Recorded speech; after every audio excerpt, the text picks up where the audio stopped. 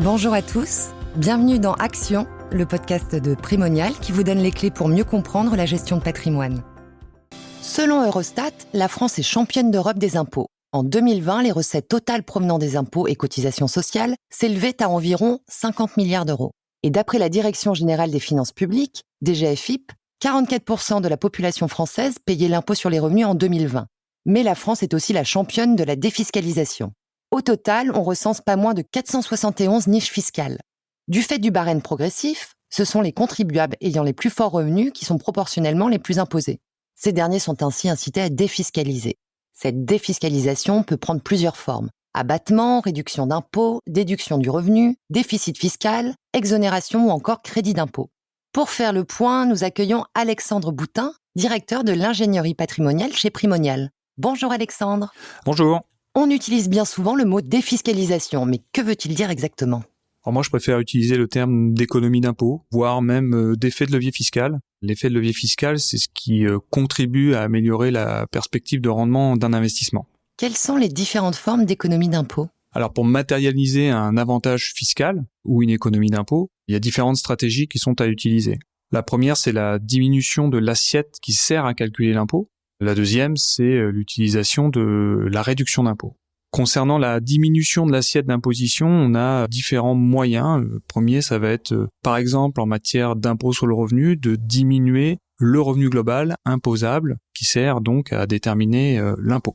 Premier exemple, avec le plan d'épargne retraite, en cas de versement sur un PER, je vais déduire le montant de mon versement de mon assiette imposable et je vais matérialiser un avantage fiscal qui va être proportionnel à mon montant d'imposition. La deuxième possibilité, c'est également de travailler sur le revenu catégoriel. En matière de revenus fonciers, on a une fiscalité qui s'applique, une fiscalité proportionnelle, avec la tranche marginale d'imposition, et ce revenu est également assujetti à ce qu'on appelle des prélèvements sociaux au taux de 17,2%.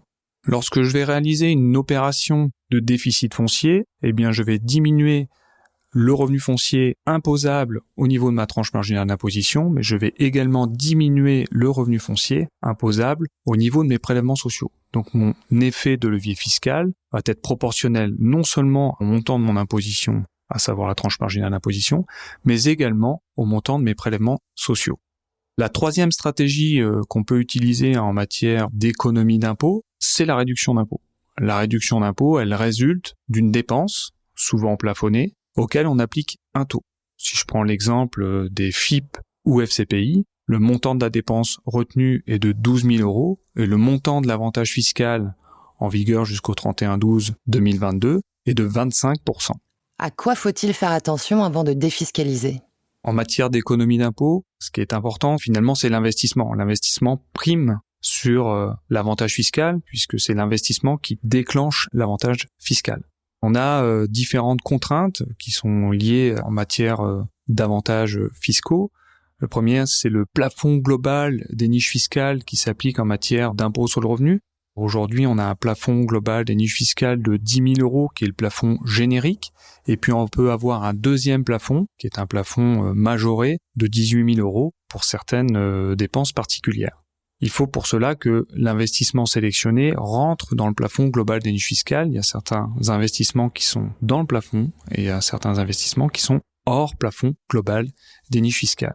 Le deuxième élément à retenir, c'est qu'il faut être attentif au montant de la dépense engagée, puisque l'avantage fiscal, il est proportionnel à un montant de dépenses engagées, mais qui est souvent plafonné. En matière d'épargne retraite, il s'agit du revenu professionnel N-1, auquel on applique un pourcentage de 10%. En matière d'investissement immobilier Pinel, le montant retenu pour calculer l'avantage fiscal est de 300 000 euros, auquel on applique le taux de la réduction d'impôt maximum de 21%.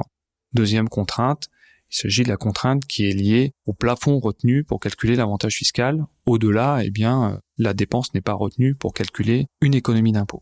Compte tenu des différentes variables sur les économies d'impôt ou les stratégies d'investissement qui génèrent des économies d'impôt, il est nécessairement très important de se faire accompagner d'un conseiller en gestion de patrimoine qui maîtrise ces différents paramètres. Merci Alexandre pour toutes ces précisions.